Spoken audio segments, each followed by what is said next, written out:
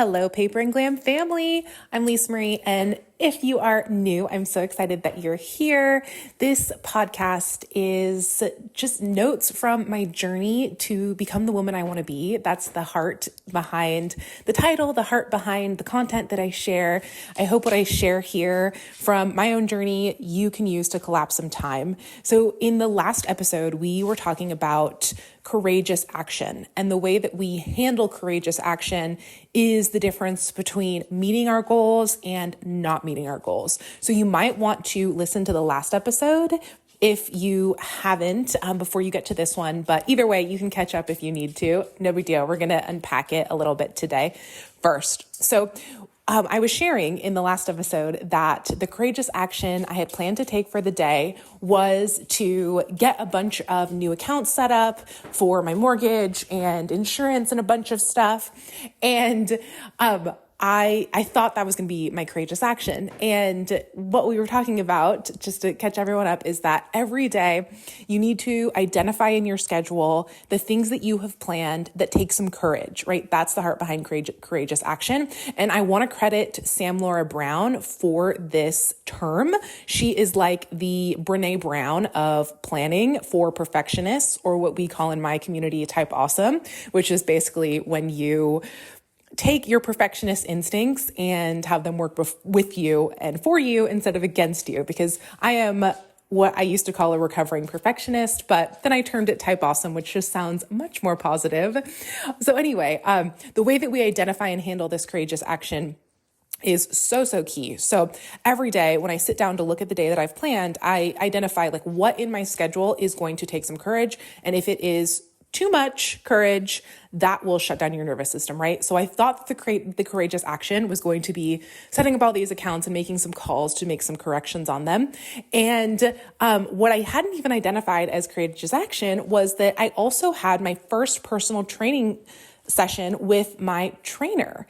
And I don't know. I just figured like I've worked out with a personal trainer before, not really a big deal. Again, like I'm just showing up and moving my body, doing the things that we're supposed to be doing to steward ourselves well. But I kind of underestimated how much emotional and physical energy that would take. And so I showed up, put on my gym clothes. It's virtual. So I'm showing up in my living room. No big deal. I don't even have to go anywhere. I just put on my gym clothes, showed up on FaceTime. We worked out, had a great time. It was so much easier. She just took all of the resistance out of weight training, and it was just having like a fun conversation with a friend. And she said, "Hey, it's your first time weight training in a while. Maybe we should just do 30 minutes instead of the full hour."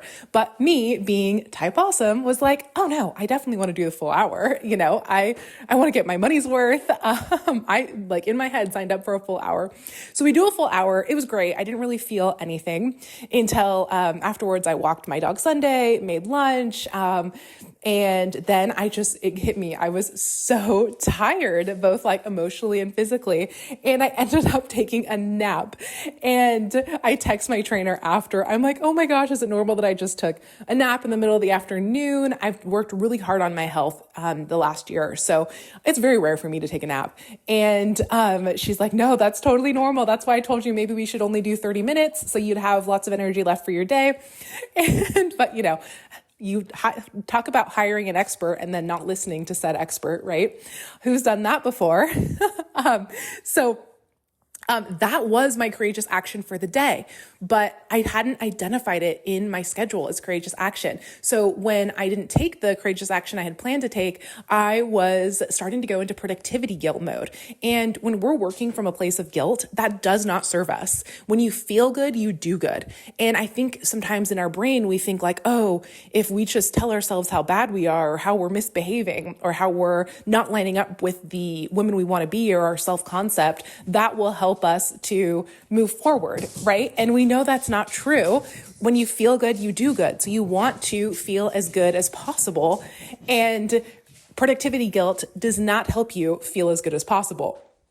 So that is something that I'm still working through is how to handle this courageous action. So that's one way that I'm still learning. And to follow up on my next tip, here's the number 2 thing that will cost you your goals. And it's still around this idea of courageous action. And this is something that I learned from Sam Laura Brown directly. So I want to credit her. Definitely follow the Perfectionist Project podcast.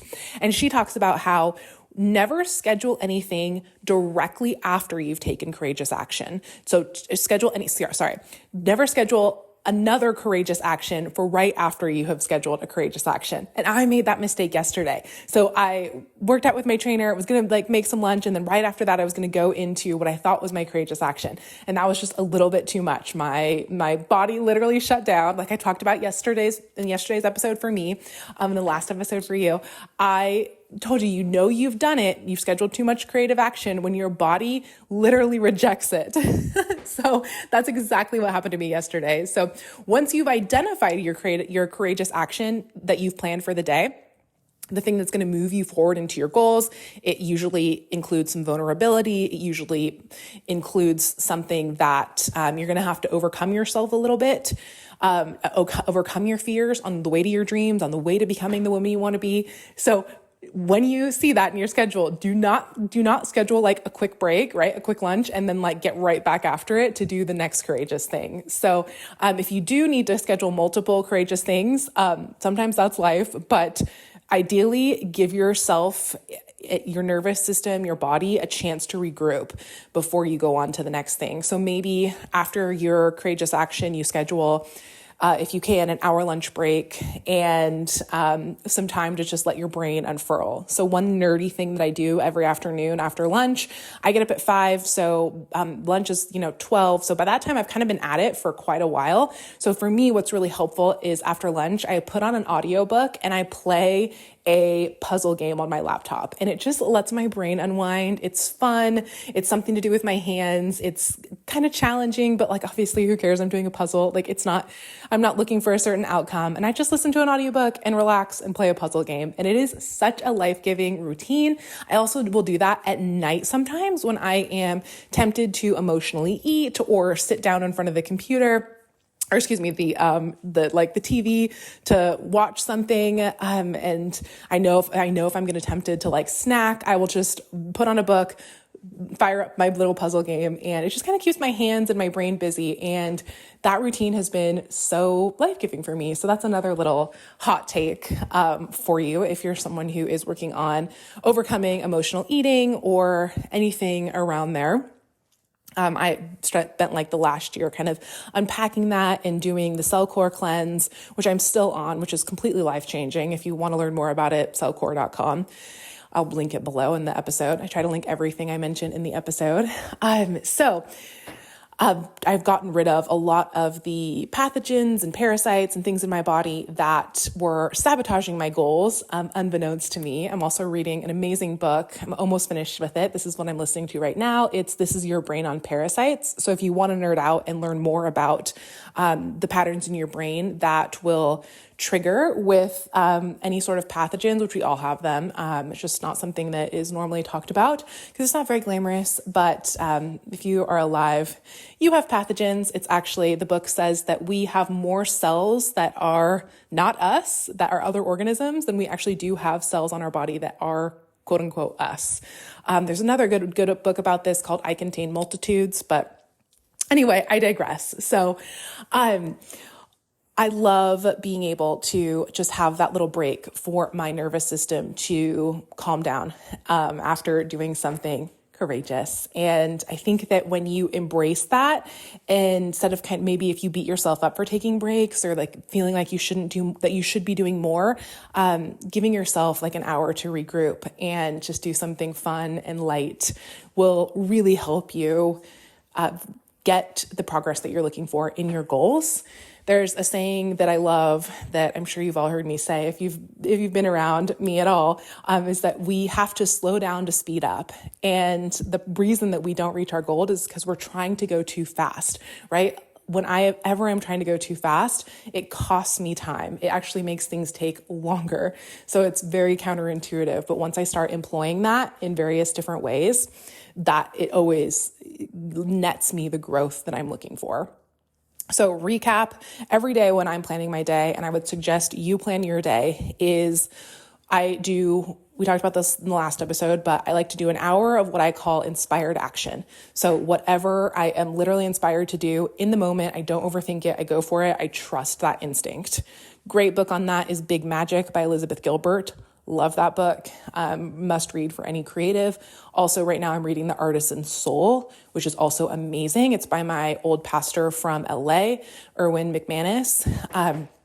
So 1 hour I like to do inspired action.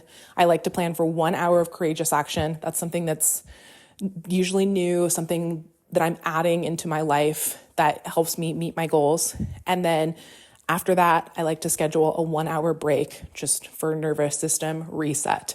So try that when you're scheduling your days. Try one hour life-giving inspired action, 1 hour courageous action. And then after the courageous action, make sure you reward yourself, because those of us who we're perfectionists, we can live as our own worst boss possible, because we reward creative action or courageous action with more work, right? Like that does not tell your brain that it did a good job or make your brain want to do more, right? If the only thing you get from doing creative work or courageous work is more work, right?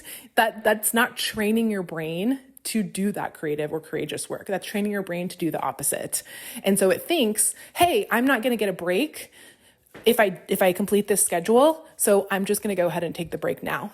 And we never get started.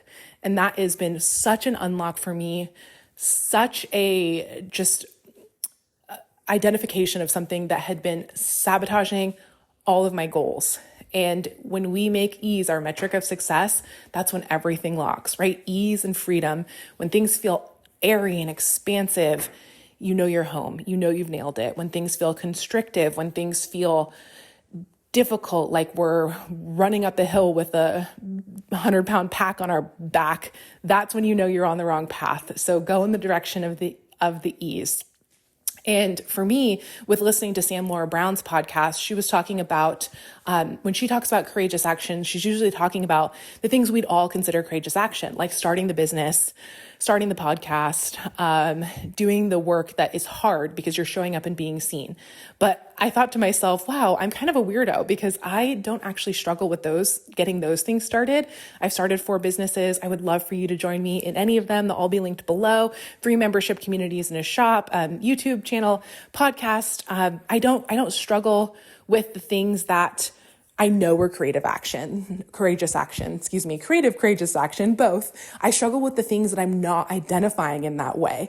And the reason is because I give myself credit for the courageous action that is obvious. I know it's going to be hard. I know it's going to be new. I know it's going to be vulnerable. So I go into it with that mindset. When I'm not going into things with that mindset and I think like, no big deal, this is just, I'm doing what I should be doing, that's when I'm not giving myself that credit, giving myself that space and grace as in the way that I approach it, that's when I start undermining my goals. So I hope that this was helpful. I hope that this gave you a new way to look at your day and plan for your goals accordingly. And if so, I would love to hear about it. You can reach me at teamglam@paperandglam.com. I would love a review on this podcast if this was helpful, or I'd love to see you at a live stream very soon. All right, my sweet friends, thank you so much for listening to these notes on the journey to becoming the woman I want to be, and hopefully they help you on your journey as well. Get your 2024 seasonal living list, and if you'd like to join the seasonal living masterclass, this is the best time to join because, like I shared, I'm going to be re-recording all of the lessons that I have new insight to share. I'm going to be re-recording those live starting on December 5th, and there's going to be tons coming for seasonal living. My plan in the new year is to go all in on seasonal living. In the last year, I spent the year, like we were talking about in the last episode, I spent it literally rebuilding the foundation of Paper and Glam on a whole new platform on paperandglam.com. And now that I have the foundation set up, I'm so excited to go all in on the seasonal living masterclass and take it to an 11 out of 10 so that we can take all of the areas of our life to a 10 out of 10. So that is what I'm up to right now, starting right now. Why wait till January to start, right? We can start today. So I hope to see you there December 5th for the first episode of the brand new Seasonal Living Masterclass. All right, sweet friends, talk to you soon.